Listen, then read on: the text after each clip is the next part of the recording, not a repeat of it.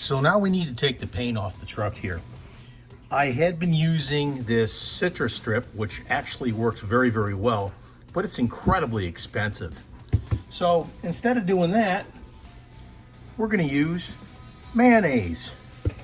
Get your truck and just slather it with mayonnaise and then rub it in really, really good. And it's a lot cheaper than using the citrus strip.